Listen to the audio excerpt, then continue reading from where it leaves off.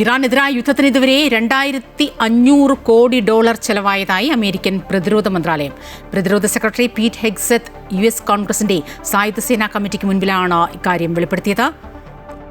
റിപ്പോർട്ടിലേക്ക്. America Iran യുദ്ധം 2 മാസം പിന്നിട്ടപ്പോഴാണ് ചെലവ് സംബന്ധിച്ച കണക്കുകൾ പുറത്തുവരുന്നത്. ഇന്ത്യൻ രൂപയിലാക്കിയാൽ ഇത് 2 ലക്ഷം കോടിയിലേറെയാകും. 14 അമേരിക്കൻ സൈനികർക്ക് ജീവൻ നഷ്ടപ്പെട്ടതായും അധികൃതർ വെളിപ്പെടുത്തിയിട്ടുണ്ട്. പ്രതിരോധ ബജറ്റ്, ഇറാൻ സംഘർഷം തുടങ്ങിയ വിഷയങ്ങളിലെ ചോദ്യങ്ങൾക്ക് ഉത്തരം നൽകാനാണ് പ്രതിരോധ സെക്രട്ടറി പീറ്റ് ഹെഗ്സെത്ത് കമ്മിറ്റിക്ക് മുമ്പാകെ ഹാജരായത്. ഇറാനെതിരെ യുദ്ധക്കളത്തിൽ US അതിശയിപ്പിക്കുന്ന സൈനിക വിജയം നേടിയെന്ന് അദ്ദേഹം അവകാശപ്പെട്ടു. Well, their nuclear facilities have been obliterated. Underground, they're buried, and we're watching them 24/7. So we know where any nuclear material might be. We're watching it.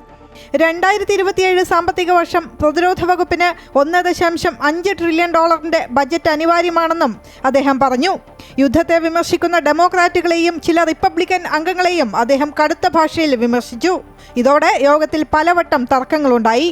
യുദ്ധത്തിന്റെ ലക്ഷ്യമെന്താണെന്നും എപ്പോൾ അവസാനിക്കുമെന്നുമുള്ള ചോദ്യങ്ങൾക്ക് വ്യക്തമായ മറുപടി നൽകാൻ സർക്കാരിന് കഴിഞ്ഞില്ലെന്ന് വിമർശനമുയർന്നു. യുദ്ധം മൂലം അമേരിക്കയുടെ ആയുധശേഖരം കുറയുന്നുവെന്ന വാർത്തകളിലും പ്രതിപക്ഷ കക്ഷികൾ വിശദീകരണം തേടി. ദശലക്ഷക്കണക്കിന് അമേരിക്കക്കാരുടെ ആരോഗ്യ സംരക്ഷണത്തിനായി ചെലവഴിക്കേണ്ട തുകയാണ് ട്രംപ് യുദ്ധത്തിൽ കൊണ്ട് തുലച്ചതെന്ന് ഡെമോക്രാറ്റുകൾ കടുത്ത വിമർശനമുയർത്തി.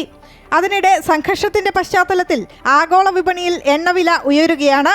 ക്രൂഡ് ഓയിൽ വില ബാരലിന് $120 കടന്നു. News desk, Amrita news.